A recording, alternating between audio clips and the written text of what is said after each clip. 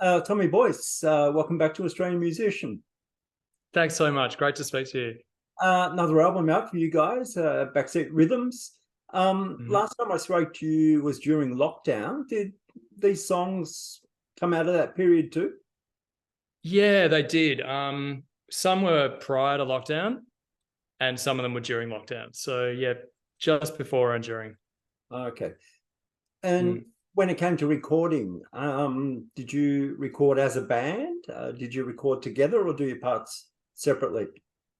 So we record a band bed track, three piece, where it's just the rhythm guitars, bass, and drums, and then overdub the vocals and lead guitars. Okay. Is that the way Yeah, you always do it?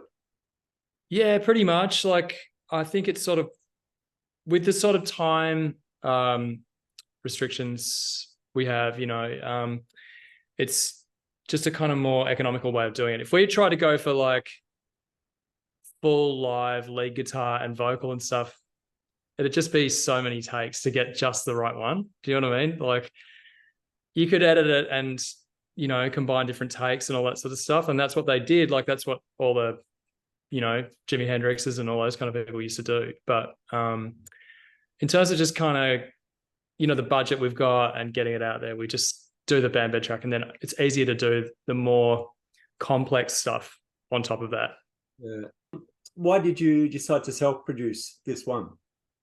So that was again down to a choice due to how much money we had to use, and we could get someone to produce it and mix it, or we could get someone to mix it who might be a bit more expensive to mix, but at the end of the day, the mixing would be A1. And so we chose that just because of the fact that we've done, 4 records before, and production wise, I feel like we know what we're doing. Yeah. And you went right to the top with the mixer, Ron Nevison. Yeah. He's worked on Quadrophenia, the Who's album, Bad Company, Led Zeppelin's Physical Graffiti. Was Yeah. there, sorry, mate. Was there much back and forth with the tracks, or did you just trust him to just do his thing? Well, there was quite a bit. Like the first mixes we got back for the song was The Devil in Me. He was going for a lot of reverb on drums, a big stadium sort of sound. I think that's what he thought we were after. And we went through a few iterations to get what we were after. We actually sent him, I sent him a link to, one of the songs that he'd produced off Thin Lizzy, Right. Nightlife.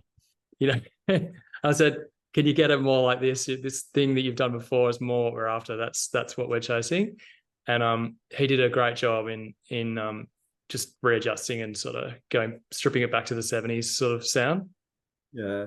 The Devil in Me is the perfect opener for the album with that great guitar riff. Is the Uh, track is the track order important to you guys? yeah, there's a lot of shuffling around and stuff of the order before it goes out. Bit of disagreement and all that stuff. So yeah, it's pretty important. Yeah. Do you have a fave track on the album yourself? Just trying to think. I think I like "You Want Something From Me" when you want something from me the most. Yeah. That sort of late 70s Kiss vibe. I love The Lover and Bad Girl. I really like too. Yeah. 10 tracks on the album. Any leftovers? Were there sort of tracks you were playing around with? Yes, there was. There's heaps. I've got so many songs, which some of which I listen to now and think I can't believe that missed out. So next record for sure. Some of those might get on there. Yeah. Um, Guitar wise, did you mostly use your SG on this album? I used mostly actually a 1968 Les Paul, a black custom, an original, not a vintage, not a reissue. I used that, and I used the 68 335, and I used the 69 SG as well. So those three, and I used like a mid 60s Jaguar on a few songs as well. And did you mess around much with how you recorded the guitar parts? Um, there was a bit of stuff like I think I was using one cab for a while with my high watt amp, and then we found this other Ash Naylor's high watt cab was there. It's a vintage one. And when we plugged my high watt head into that, it was like, oh, that's a magical combo. So I actually went back and re-recorded some guitar parts just to get that sound. Yeah. Yeah. You've used sort of similar gear throughout the Casanovas career. You still enjoy a wander through a music shop and pulling guitars off the wall? Yeah, it's really dangerous for me though, because I get too, you know, I get too infatuated with what I see. So yeah, I do. I really kind of and the gear is always in a constant state of flux, like getting rid of stuff and buying stuff. But I've got a few keepers that I'll probably never get rid of. Yeah. COVID and the lockdowns were a horrible period for artists, well, for everyone, but how do you see things now? Things don't seem to be completely back the way they used to be. Is that the way you see it? I mean, now I feel, what do you mean in terms of like live gigging and stuff like Yeah. that? People Um, still a bit reluctant to go out, maybe.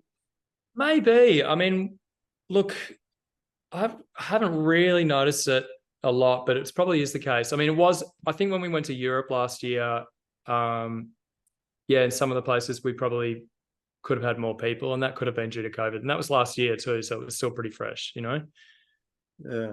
How was that tour? You played the Rock Palace Festival? Yeah, that's right.